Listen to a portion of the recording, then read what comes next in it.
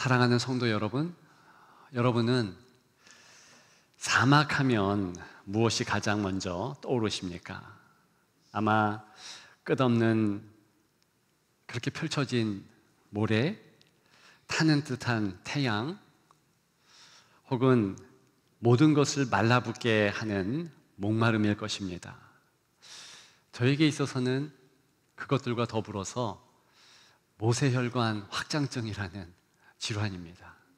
얼굴이 빨개지는 증세인데 사막 그곳에서 몇 시간 있은 후에 제가 얻게 된 질환이지요. 여하튼에 이 사막은 생명이 없는 땅, 물이 없어 죽어가는 땅의 상징과도 같습니다.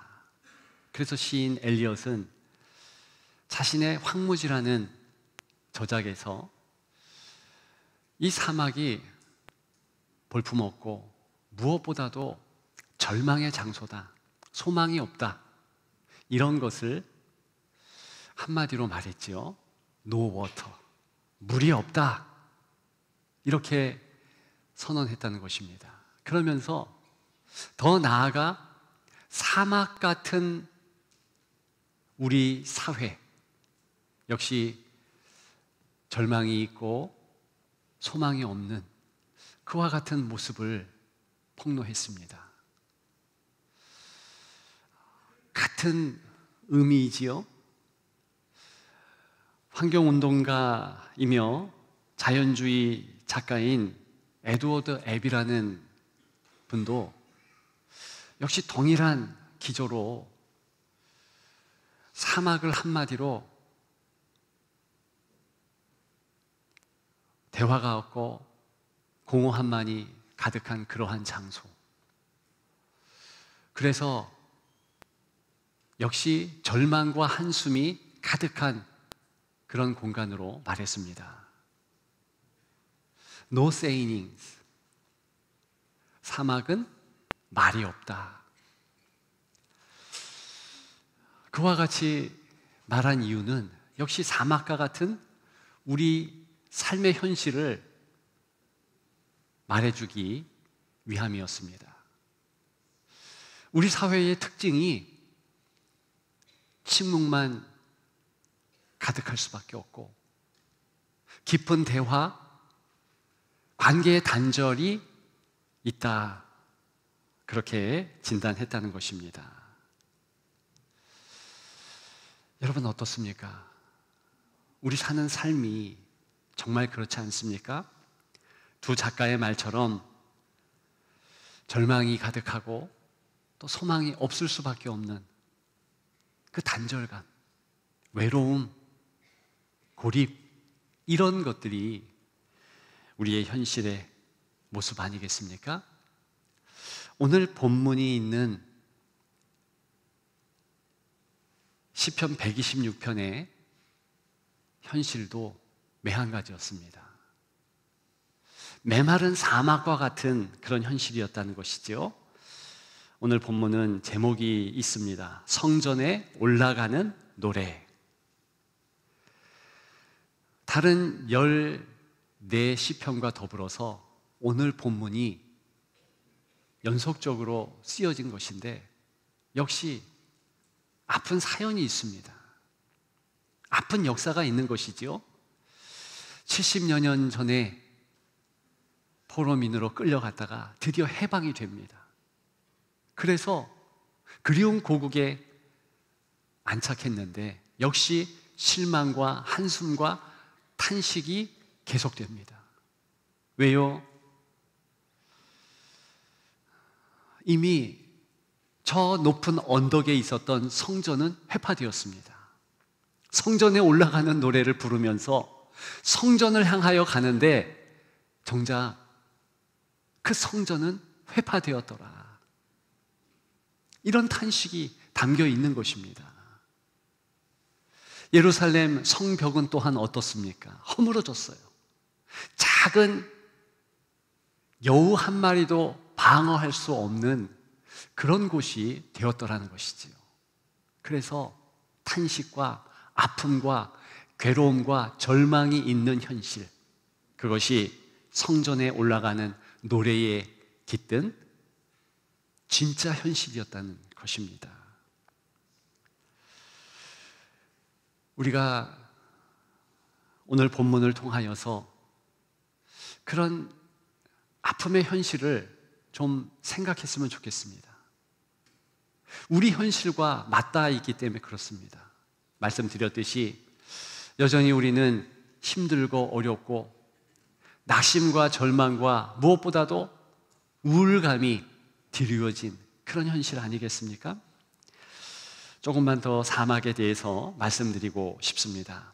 그런데 이 메마른 사막에서 가장 무서운 자연재해 중 하나가 다름 아닌 익사라는 사실을 알고 계십니까?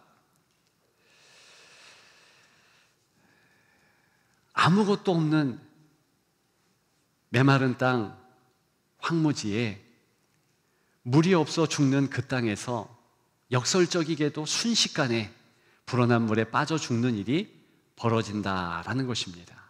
이것이 바로 사막의 다른 얼굴입니다. 사하라 사막을 비롯해서 우리는 이 지구의 모든 사막들이 다 그와 같은 모습을 갖습니다. 전문 용어로 돌발 홍수라고 하는데요, 갑자기 비가 내리는 겁니다. 그러면 사막은 그대로 그 물을 흡수할 수가 없어서 이제 도랑을 이루고 갑자기 물이 부풀어 올라 생물들이 죽게 되는 어려움을 경험하게 되는 것입니다. 기후 위기, 기후 변화가 있는 요즘에는 더 그런 현상들이 많아서 특히 사막을 여행하며 횡단하는 이들이 반드시 주의를 해야 하는데, 위쪽으로, 상류 쪽으로, 모래 언덕 위쪽으로 올라가서 다녀야 한다는 것입니다. 하나님의 은혜와 일하심의 힌트가 여기에 있습니다. 가장 메마르고 절망적인 곳, 모든 것이 끝났다고 생각하는 바로 그곳에 하나님은 우리의 상상을 뛰어넘는 방식으로 생명의 강물을 채우십니다. 눈물이 흐르는 자리에 기쁨의 강물이 흐르게 하시는 그 은혜, 메마른 땅, 모두가 이제 절망이다 하는 바로 그때에 하나님은 놀랍게도 생수로 채워주시고 은혜로 가득 넘치도록 역사해 주십니다. 이 놀라운 은혜가 또 다른 오늘 본문의 배경인 것입니다. 4절이지요. 남방 시내들 그랬습니다. 지금 어떤 모습을 말하고 있는 것입니까? 남방이라는 뜻에서 자기들의 험한 현실, 그것은요, 말씀드렸듯이 사막 기후의 현실입니다. 메마른 땅, 남방이라는 이 의역한 우리말의 원어는 네게부라는 의미입니다. 네게부 사막을 의미하는 것입니다. 그러니까 그와 같은 현실, 말씀드렸듯이 메마르고 강팍하고 자기들조차도 대화가 통하지 않아 고립감으로 무너지는 그런 현실. 그런데 남방 시내들 같이, 이런 표현이 있습니다. 이것은요, 그런 네게부 사막이라 할지라도 그렇게 갑자기 돌발 홍수가 있는 것과 같이 하늘 문을 여셔서 여기에 큰 시내가 있고 그 큰 물이 가득 넘칠 수 있도록 인도하여 주옵소서, 이렇게 기도하면서 실제로 그와 같은 은혜가 오늘 현실 가운데 있다, 이런 고백, 이러한 모습이 담겨 있다는 것입니다. 실제로 살펴볼까요? 먼저 6절의 말씀을 보겠습니다. 하반절에 보면 반드시 기쁨으로 그 곡식단을 가지고 돌아오리라. 기쁨의 곡식단이라 합니다. 말씀드렸듯이, 그런데 이곳은 메마른 땅, 사막 아닙니까? 어떻게 결실이 있고 어떻게 추수가 있을 수 있겠습니까? 그럴 수 없는 곳이에요. 그런데 그것이 가능하다는 것입니다. 이 6절뿐만이 아니라 5절도 똑같은 심상으로 똑같은 이미지가 나오고 있습니다. 기쁨으로 거두리로다. 그리고 보니 4절도 또 3절 우리는 기쁘도다. 계속해서 기쁨을 말하고 있는 것입니다. 그렇습니다. 은혜는 도저히 생각할 수 없는 사람들의 절망 가운데서 피는 꽃입니다. 은혜는 정말 너나 할 것 없이 낙심하고 좌절하고 무너졌을 때에 하나님께서 주시는 역사인 줄 믿습니다. 그래서 오늘 본문에 이 나타나고 우리가 바라볼 수 있는 기쁨의 은혜가 우리에게도 있을 줄 믿습니다. 조금 더 본문을 살펴보면 그런데 이 은혜가 거저 주어지지 않는다. 상식적인 행동이 앞서야 된다 말해주고 있습니다. 그게 무엇입니까? 심어야 된다. 씨앗을 심어야 된다. 그래서 5절과 6절 눈물을 흘리며 씨를 뿌리는 자, 뿌리는 것을 강조하죠. 똑같이 6절 마찬가지입니다. 울며 씨를 뿌리러 나가는 자는 뿌려야 걷는 것입니다. 콩 심은 데 콩 나고 팥 심은 데 팥 날 수 있는 것은 심었기 때문이 아닙니까? 그래서 심어야 된다. 이렇게 강조하고 있는 것입니다. 시편 기자뿐만이 아니라 동시대 사람들이 우리는 이렇게 심었더니 이런 결실이 하나님께로부터 있게 되었다. 이런 고백의 시인 것입니다. 우리 마찬가지입니다. 우리 또한 반드시 하나님께서 기쁨으로 결론을 짓게 하시고 기쁨으로 돌아오게 하도록 역사하실 줄 믿습니다. 그러려면 우리 또한 씨앗을 심어야 할 것입니다. 어떤 씨앗일까? 오늘 본문에는 세 가지를 말해주고 있습니다. 첫째, 믿음의 씨앗입니다. 둘째, 눈물의 씨앗입니다. 셋째, 기쁨의 씨앗입니다. 우리 또한 이 씨앗들을 심어 우리 삶에 풍성한 기쁨 누리기를 주님의 이름으로 축복합니다. 첫째, 믿음의 씨앗. 우리가 심어야 할 씨앗은 믿음의 씨앗입니다. 1절에서 3절을 보십시오. 시편 기자는 과거를 회상하고 있습니다. 여호와께서 시온의 포로를 돌려보내실 때에 우리는 꿈꾸는 것 같았도다. 70년간의 바벨론 포로 생활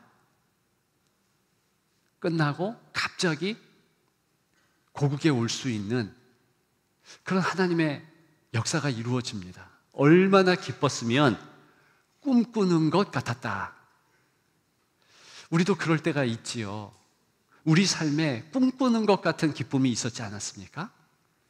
그렇게 고백하고 있는 것입니다. 그런데 중요한 것은 이 꿈꾸는 것 같았던 이 기쁨이 이 현실에 깊게 영향력을 행사한다는 것입니다.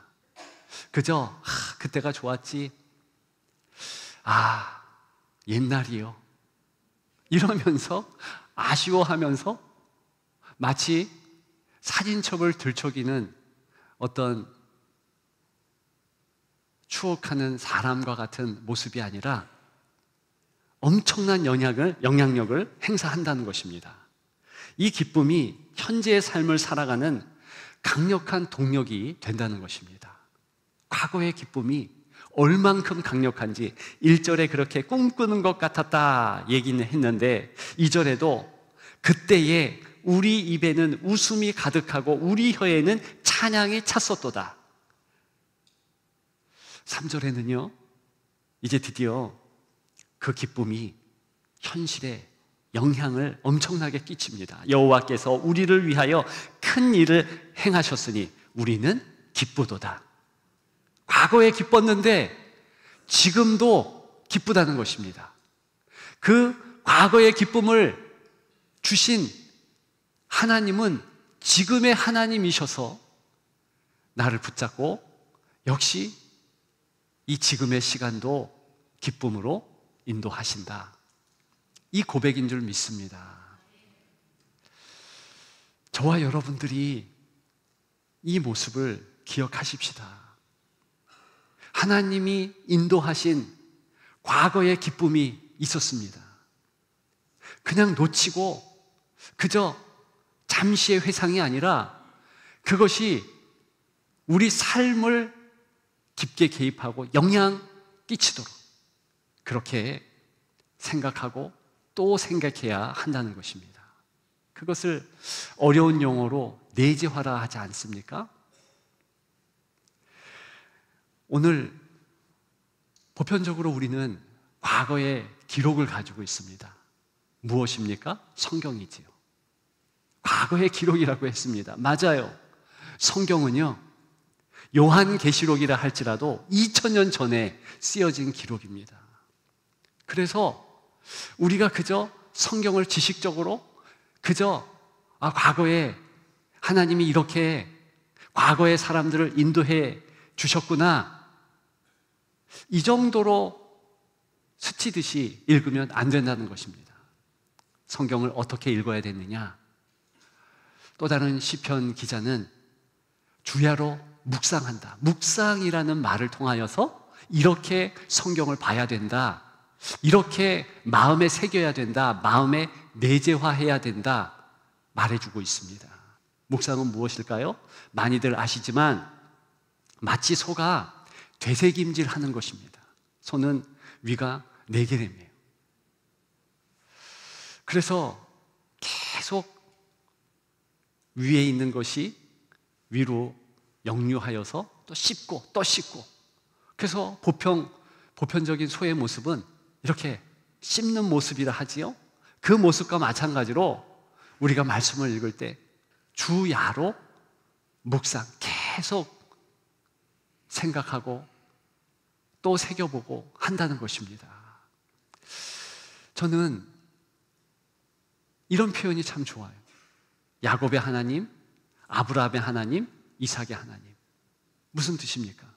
그렇게 야곱을 붙잡아 주셨고 아브라함을 붙잡아 주셨고 이삭을 인도하셨던 그 하나님께서 지금 임마누엘 함께 하시는 그 은혜로 나를 지켜주시고 주장해 주시고 역사해 주신다. 그런 의미인 줄 믿습니다. 그렇기 때문에 저와 여러분들이 과거의 기록인 성경, 그것을 이제는 현재 내게 주시는 말씀, 소위 레마의 말씀이라 하지 않습니까? 이 말씀이 나를 주장하고 내 현실 가운데서 마치 야곱을 이끄셨듯이, 아브라함을 이끄셨듯이, 요셉을 이끌었고 다윗을 이끄셨듯이 나를 이끄시고 승리케 한다. 그것을 기억하면서 계속 묵상하는 겁니다. 그러면 실제로 하나님의 은혜는 우리 삶에, 우리 일상적인 하루에 콸콸 넘칠 줄 믿습니다. 요즘에 우리 교회 전통인 계속해서 새벽에 특송하는 그런 은혜의 역사를 하고 있습니다. 어제는 복대 일순에서 438장인가요? 내 영혼이 은총이고, 그 찬양 특송으로 하나님께 영광을 올려드렸습니다. 복대 일순뿐만이 아니라 모든 순들이 그 새벽에 그 이른 아침에 나와서 찬양할 때 얼마나 그 모습이 아름답고 기쁨이 넘치는지 모릅니다. 저만 그런 것이 아니라 성도들도 그러리라 보고요. 중요한 것은 우리 하나님 아버지께서 그 찬양을 받으시지요. 그런데 그 찬양 솔직히 얘기하면 원래 우리의 것이 아니었습니다. 작사 작곡가가 따로 있어요. 내 영혼이 은총이보 중한 죄짐 벗고보니. 그 고백은 한 성도의 작사 작곡가의 현실적인 고백, 간증 아니었습니까? 근데 그 고백을 오늘 내가 반복해서 부르고 또 불렀더니 내 노래가 되더라는 것이지요. 저도 내 영혼이 은총 입어 중한제쯤 벗고보니 얼마나 그 가사가 좋은지요. 하나님이 역사하니 그 어디나 하늘나라, 천국의 은혜, 하나님 동행의 역사가 되게 있음을 잘 압니다. 그래서 반복적으로 그렇게 그런 찬양을, 그런 찬송가를 부르는 이유는 그것이 내 노래가 돼요. 아침마다 새 노래를 부를 수 있는 하나님의 놀라운 충만의 은혜를 주시기 위함입니다. 마찬가지예요. 오늘 이미 말씀드렸던 성경, 이 말씀을 통하여서 우리 현실 더 하나님이 인도해 주신다. 그것을 우리가 알게 되는 것이고, 찬양을 통하여서 또 과거의 기쁨의 인도함의 간증을 통하여서 계속 우리가 주님께서 나를 붙잡아 주신다, 마음에 새기는 것, 그것이 믿음을 심는 것입니다. 믿음은 들음에서 난다 하지 않습니까? 우리가 무엇을 들었는가? 하나님의 말씀을 듣고 오늘 여러분들이 귀를 쫑긋 기울여서 듣는 것과 같이 범사에 언제나 주의 말씀을 계속 묵상하며 계속 마음에 새기면 그것이 믿음의 씨앗이 되고, 그래서 열매가 맺히고 기쁨으로 돌아올 줄 믿습니다. 그런 여러분들 되시기를 주님의 이름으로 축복합니다. 두 번째, 눈물의 씨앗을 심어야지요. 본문 4절입니다만 이 눈물은 자기 연민이나 자기 환경 때문에 슬퍼서 우는 그런 눈물이 아니고 남들을 위해서, 다른 공동체를 위해서, 지역 사회를 위해서 흘리는 진실하고 간절한 기도의 눈물이라는 것입니다. 4절 보면 다시 한번 남방 시내들 같이 돌려보내소서, 이 어구에 주목하고 싶습니다. 이미 그 뜻을 말씀드렸습니다. 이렇게 하나님의 하늘의 전폭적인 은혜를 내려주옵소서 간구했는데 사실은 이 간구의 이유가 자기에게 있지 않습니다. 자기는 이미 포로에서 풀려나왔고 자기는 이미 고국에 있습니다. 메마른 땅이지만 하나님의 은혜, 그 믿음의 씨앗을 심어서 하나님의 돌봐주신 그런 기쁨을 누리고 있습니다. 그래서 자기 행복에 겨워서, 자기 기쁨에 취해서 그저 가만히 있는 것이 아니라 오늘 본문은 기도의 자리로 나아가는 그런 모습을 보여줍니다. 여호와여, 우리의 포로를 남방 시내들 같이 돌려보내소서. 도저히 할 수 없는 그 역사를 다시 한번 하나님께서 일으켜 주셔서 내가 이 고국에 있듯이 지금 저 바벨론에 있고 지금 저 엄한 땅에 있는 내가 아는 동족 포로들, 그들을 다 돌려보내 주옵소서. 그렇게 위하여 기도하고 있다는 것입니다. 이 모습이 눈물의 씨앗이라는 겁니다. 여러분들의 기도는 어떻습니까? 여전히 나의 문제, 내 가정의 울타리를 넘지 못하고 기도하고 있는 것은 아닌지요? 하나님이 원하시고 하나님이 기뻐하시는 기도는 무엇보다도 내 가정, 내 문제 다 하나님 앞에 맡기고 기도하지 말라는 것이 아니라 그것은 본성이므로 당연히 기도하지요. 그 이전에 다른 이들을 위한, 다른 이들을 향한 그런 기도가 필요하다는 것입니다. 사실 선교는 무척 쉽습니다. 그렇잖아요.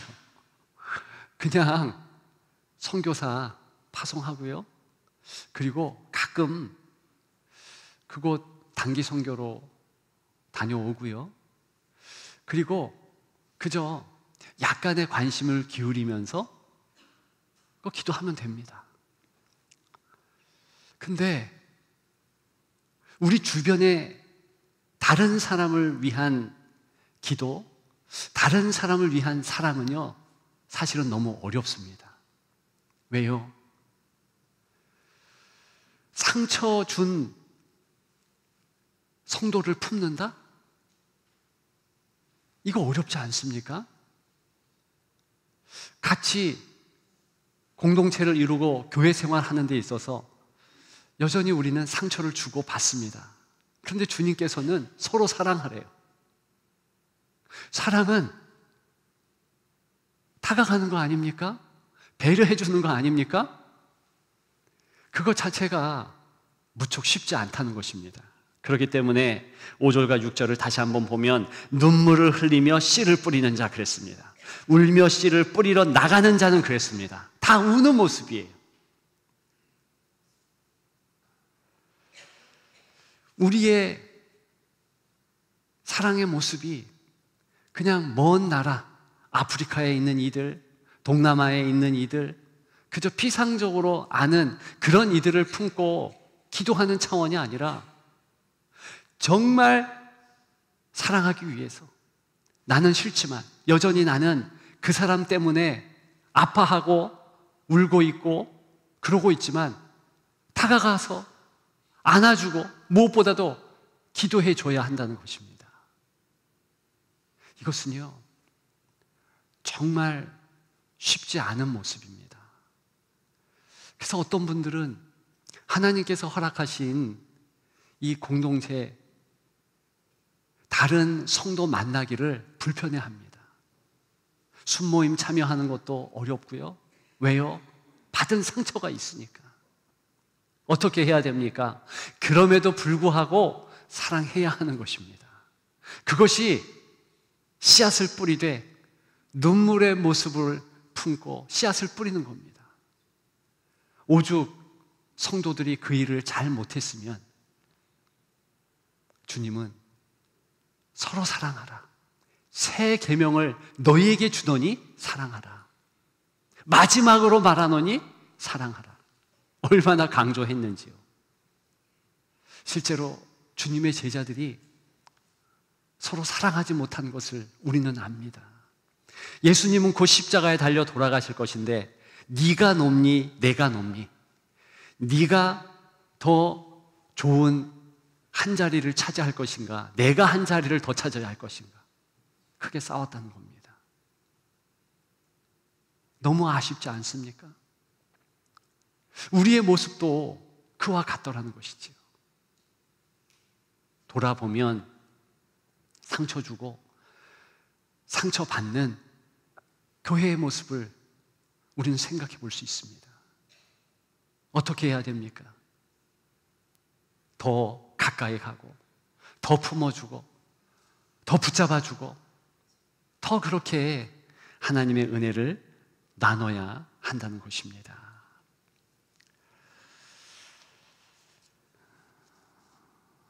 우리 함께 기도해 주십시다. 정말 사랑해 주십시다. 격려해 주십시다. 그런 여러분들 더욱 되시기를 주님의 이름으로 축복합니다. 마지막 세 번째, 기쁨의 씨앗이지요. 5절과 6절 이제 결론적으로 살펴보며 마칠 것인데요. 이 기쁨, 특별히 5절에 보면 기쁨으로 그랬습니다. 6절에도 똑같이 기쁨으로 그랬습니다. 이 기쁨에 대해서 나누고자 합니다. 오늘 본문에 씨를 부리는 자는 당연히 성도입니다. 저와 여러분들이지요.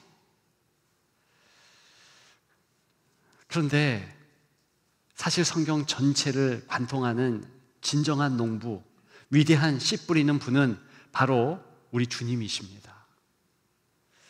마가복음 4장에 씨 뿌리는 비유를 보십시오. 누가 씨를 뿌린다는 것입니까? 주님이 쉬지 않고 말씀의 씨앗을 뿌리신다는 거예요. 한때 주님의 제자들이었던 베드로나 다른 제자들을 기억해 보십시오. 그들은 얼마나 돌짝밭 같고 가시덤불 같았습니까? 주님을 부인하고 배신하고 다 도망쳤습니다. 특별히 마가복음에 나타나는 베드로. 이 마가복음은요, 사실 베드로 복음이라고 불리워야 합니다. 왜 그러냐 하면 베드로의 직계 제자인 마가가 베드로의 간증을 듣고 쓴 거거든요. 마가복음은 베드로의 간증집이라 할 수도 있습니다. 헬란말로 베드로, 페트라, 반석이라는 뜻이 맞습니다. 그런데 또 다른 큰 의미가 돌짝밭입니다. 반석 되기 전에 마가복음에 나타난 베드로의 모습은 철저한 돌짝밭이었다는 것입니다. 마가복음을 덮기까지 그랬다는 겁니다. 실제로 마가복음에 나타난 돌짝밭 베드로의 모습, 끝까지 주님을 부인합니다. 끝까지 주님을 배신합니다. 놀라운 것은 그렇게 해서 마가복음 끝, 베드로 모습 끝 아니잖아요. 주님이 포기하지 않습니다. 실제로 눈물을 흘리며 씨를 뿌리는 그런 농부의 모습으로 계속 다가가시잖아요. 부활하신 이후에 베드로를 찾아갑니다. 조방까지 손수 만드시며 다른 제자들과 더불어서 식사하시면서 네가 나를 사랑하느냐? 네가 나를 사랑하느냐? 나는 너를 사랑한다. 네가 나를 사랑하느냐? 확인하십니다. 다시 돌이켰으면 좋겠다. 그런 뜻 아닙니까? 만일 주님이 너 못됐다. 너 잘못한 거 알지? 너 다시는 그러면 안 돼. 이런 말들을 했다면 우리에게 그 복음서로 통한 감동은 희석되었을 것입니다. 근데 그게 아니잖아요. 끝까지 사랑하시면서 내가 너를 사랑한다. 베드로가 그 눈물 흘리면서 씨를 뿌리는 농부 예수님 때문에 바뀝니다. 사도행전을 보십시오. 이 초반은 역시 베드로 행전이라고 할 정도로 엄청난 역사를 일으킵니다. 한번 예수 그리스도의 이름을 부르며 주님을 증거했는데 3,000명이 돌아오는 거예요. 돌짝밭이 아니라 옥토로 바뀐 것 아니겠습니까? 엄청난 씨를 뿌린 이후에 결실을 얻는 그런 모습 아니겠습니까? 정말 마가복음만 보면 주님의 농사는 망했다. 그렇게 말할 수 있지만 계속된 성령 강림 그리고 이 사도행전의 역사를 쭉 읽어보면 하나님께서 주 예수 그리스도 우리의 주인 되게 하심으로 그 흘린 땀방울 모든 수고를 다 결실케 하셨다. 그래서 확연하게 깨닫게 됩니다. 맞습니다. 만일 오늘 본문에 기쁨 계속 나타나는 이 기쁨이 우리로 인한 기쁨이라면 우리는 실망해야 하고 탄식해야 합니다. 왜요? 우리는 아무리 쥐어짜도 기쁨이 전무할 때가 많거든요. 그런데 오늘 본문은 너로 연유된 기쁨이 아니고 하늘의 기쁨, 그리스도의 기쁨을 기억하라는 것입니다. 그리고 마음밭에 그것을 뿌리라는 거예요. 너 주변에 역시 그리스도의 기쁨을 믿음으로 뿌리라는 것입니다. 그러면 결실케 하겠다. 이것이 본문의 결론인 것입니다. 얼마 전에 어떤 성도가 저에게 그런 질문을 하셨습니다. 목사님 언제 보니 막 이렇게 인상을 쓰고 그렇게 설교하고 그런 모습도 보이는데 그때조차도 기쁨이 있는 때라고 양심으로 말씀하실 수 있습니까? 여러분 어때요? 제가 확신 있게 대답해 주었습니다. 청년이 아니므로, 아이들이 아니므로 꾸짖는 톤은 아니었고 부드럽게. 그렇습니다. 저는 그때조차도 주님의 기쁨이 충만하다 확신합니다. 왜? 주님이 함께 하시니까, 주님이 동행하시니까. 몰라서 그렇지, 느낌 없어서 그렇지. 여러분들은 공기 있는 거 느끼십니까? 똑같이 분명한 것은 영적으로 하나님 동행하시고 하나님 함께 하시는데 우리는 느낌이 없어. 그러면 하나님이 품고 계신 우리를 향한 기쁨, 그것도 놓치게 되는 것입니다. 바로 내가 절망하고 내가 좌절했던 그런 시간조차도 사실 돌이켜보면 하나님이 지켜주시는 시간 아니었습니까? 지금도 힘들고 어렵다면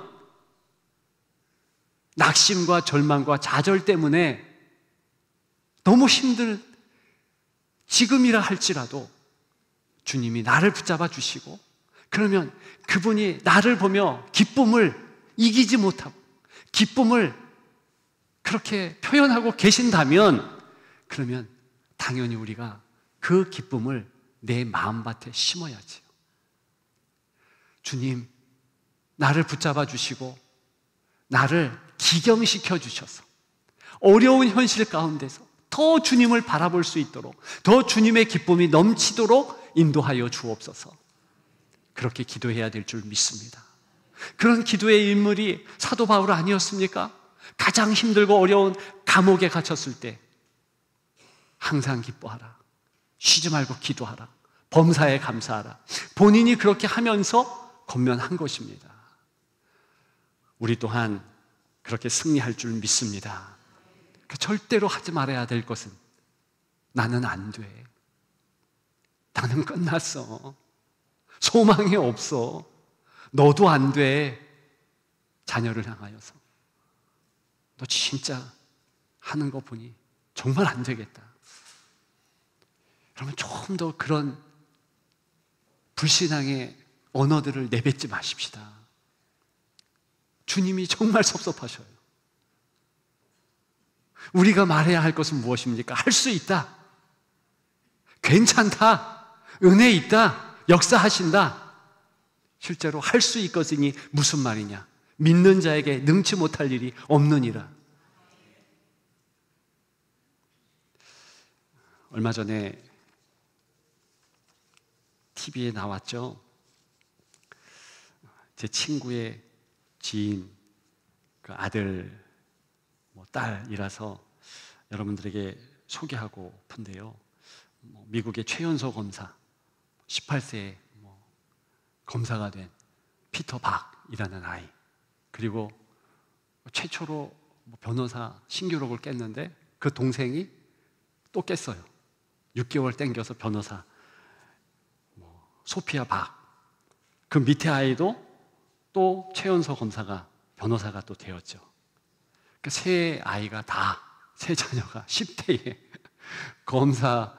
검사가 되어서 출근하는. 근데 이 아이들이 공부가요, 탑다운 방식, 목표를 딱 세우고, 나 검사다, 나 대법관이다, 이런 식으로 딱 세워놓고 이제 그 다음에 내가 검사 된 것으로 여기고 공부를 하는 거예요. 교육학에서도 그게 중요하다고 봅니다. 그런데요, 신앙생활에서는 더 중요합니다. 왜요? 믿음은 바라는 것들의 실상이다. 무엇입니까? 반드시 하나님은 우리를 바꿔주신다는 겁니다.